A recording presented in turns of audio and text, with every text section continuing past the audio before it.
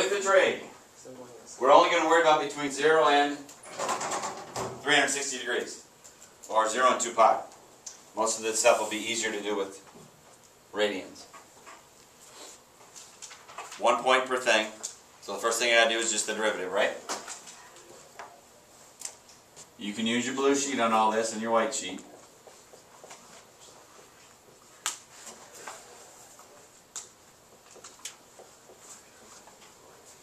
There's 1 point right there.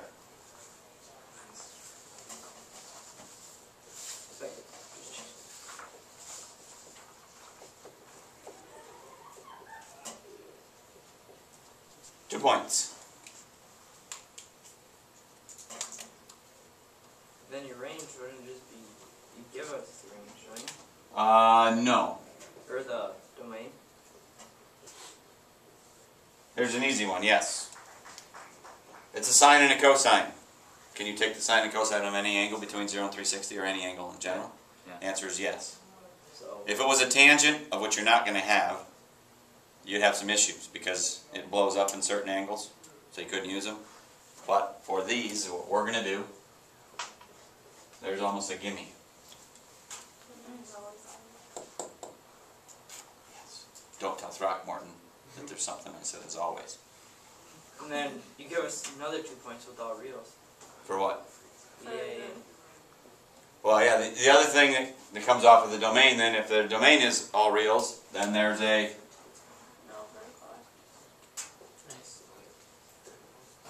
there's none of those. That's like, there's 5 points. That's like 5 points. You guys are brilliant. You know how long it took me to figure that out. Now I know if I'm going to go over 6, you're going to have to recount. So if you go 1, 2, 3, 4, 5, and you go to, you know, I'll take it 1 second. Here's what you're just going to do: this, turn the camera this way, and go backwards like that. You learn new things every day. I tried. What do we got? Domain, range. We got to do last, right? Yeah. Still got to do range last. X-intercepts. Now here's where things get a little challenging.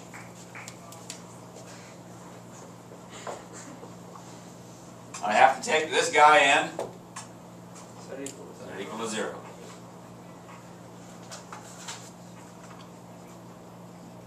So that means the sine of x has got to equal the cosine of x. Hey, what's that really mean? When are they the same? On my golden circle, 45 and 225. where are the x and y values exactly the same? 45 and? You want it in radians? Either way, radians is probably better. It's pi over 4 and 5 pi over 4. Because eventually, if you just had an x in there that's not in the angle, you would be in radians. So I would say radians should be what we should do. Be safer. Just have those. We're not going to go any farther than 2 pi, so I just need to worry about that. The y-intercept, though, is a doable one. 0. So this is almost the Start point. 6th point for pretty well free. Because you're just doing sine of 0 minus the cosine of 0. I would say it's totally free because some of you might not be able to do that. Punch the buttons in your calculator. It will tell you that the answer is 1. nope, 0. nope. Negative 1. Sine of 0, 0. Cosine of 0, 1. 0 minus 1 is negative 1. See if you can put it in.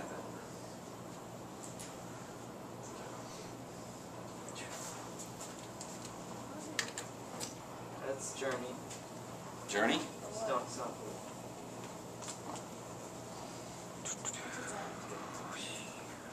It's an add.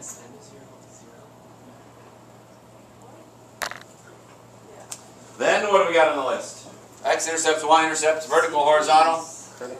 We are now moving up in the world. Critical points. Take that first derivative. cosine of x plus the sine of x, set it equal to 0. Which means the cosine of x got to be equal to the opposite of the sine of x. So x and y are opposites. That's at 135. And then 315. Radians, 3 please. pi over 4 and 7 pi over 4.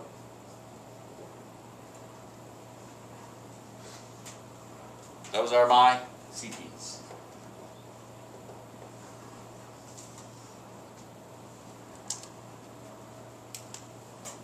Inflection points.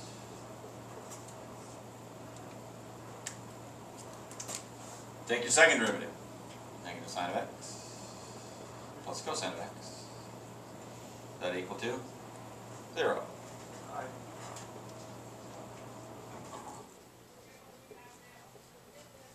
Same as your Same as my x-intercept. intercepts, right?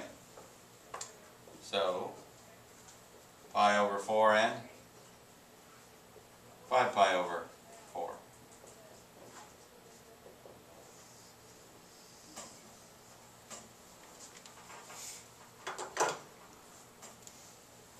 The way these are set up wasn't too hard to mess with off of that.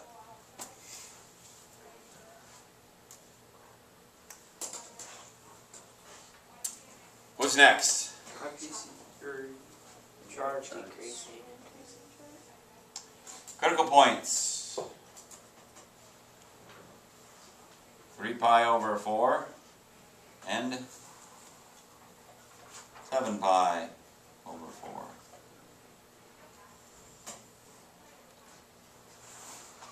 IPs at pi over 4 and 5 pi over 4.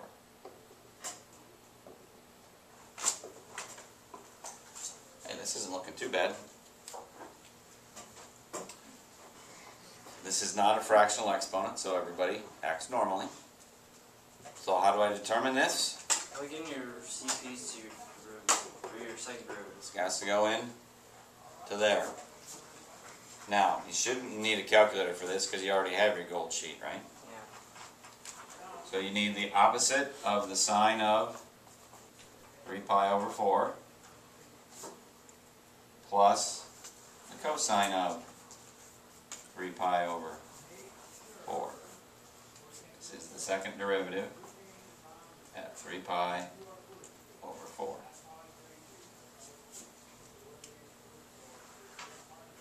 Now, even then, you probably don't even need it. Which quadrant am I in at 3 pi over 4? Number 2. The sign in the second quadrant is positive, so this number is negative. In the second quadrant, the cosine is negative. Negative and a negative? Negative. So this is actually negative. Which means that everything's concave down, so that's a maximum. What's so funny? Okay. Negative and a negative are positive. Oh, a negative and a negative are positive. We won't want to know who said that. But it is. You take a negative and they make a positive, just like that. In multiplication. Multiplication. Yep. I know, that's what I was thinking about too. Like, So we got that just from that test, which then tells me a ton of stuff, doesn't it? Maximums are Increase, decrease. and then this guy's probably then a